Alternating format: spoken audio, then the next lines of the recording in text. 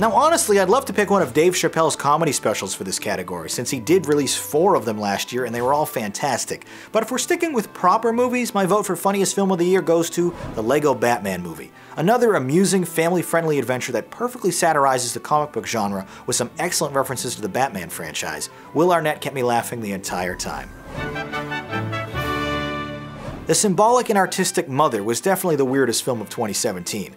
Despite the claustrophobic camera work and increasingly disturbing narrative, it was the phenomenal acting that helped keep this confusing parable somewhat watchable. Patient viewers with religious backgrounds will likely appreciate this one the most, but outside of its cinematic accomplishments, I can't say I enjoyed it too much. Excluding the horror movies that we'll talk about a bit later, Gerald's Game gets my pick for scariest of the year.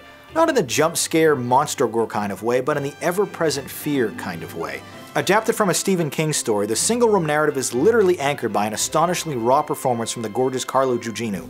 Handcuffed to a bed with no possible rescue or escape, her growing psychological dread is what makes this Mike Flanagan thriller a real winner.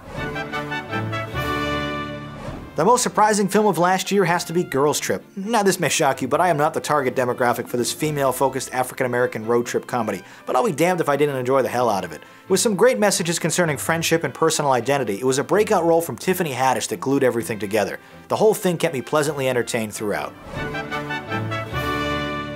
Now to be fair, I really enjoyed Logan, but in the larger scope of superhero films, this serious and gritty treatment didn't impress me as much as it seemed to for everyone else. Hugh Jackman was fantastic, as always, but having his swan song focus on a new mutant child instead of him wasn't a direction I particularly enjoyed. It was a solid send-off for some fan-favorite characters, but this sadly wasn't close to the franchise's best. I thought it was somewhat overrated. On the flip side of that coin, I found King Arthur Legend of the Sword to be vastly underrated. Far too many dismiss this as a lame swords and shields film, but Guy Ritchie's kinetic and modern approach really worked for me. The quintessential period piece popcorn flick, this is a whiz-bang adventure with time-tested characters, and worth giving a second look. Although Hans Zimmer's intense score for Dunkirk challenged audiences with its aggressiveness, it's the music from The Shape of Water that was the best of the year. Alexandre Desplat expertly blends accordions, woodwinds, and flutes for a whimsical and romantic sound. Resembling the best bits from Up and Super Mario Galaxy, this is the perfect backdrop to Guillermo del Toro's beautiful and unique sci-fi romance. Adapting a hugely popular brand with super attractive leads should have been an easy win for director Seth Gordon, but Baywatch strays far too much from its iconic premise, spending more time examining a dead man's ball sack than boob-bouncing lifeguarding. With so much wasted potential, this washed-up and unfunny bore is a disservice to its namesake and the most disappointing film of 2017.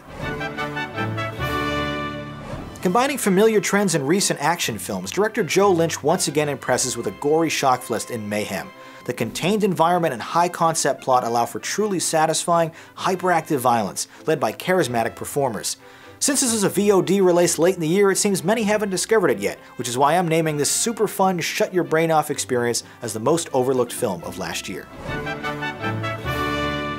Besides that hyperspace kamikaze move in The Last Jedi, my vote for best moment of the year goes to the funeral scene at the end of Guardians of the Galaxy Volume 2. The poignant folk rock sounds of Cat Stevens help deliver this goofy comic book franchise to heretofore unseen emotional depths. It's a beautiful, tear-jerking coda that illustrates just how special these characters have become. That does it for this movie night excerpt, but if you'd like to watch more content, click or tap the thumbnails on the left. And don't forget to visit the Jogwheel YouTube channel to see full episodes of this show alongside all my other videos. My name is Jonathan Paula, thanks for watching, and have a good movie night.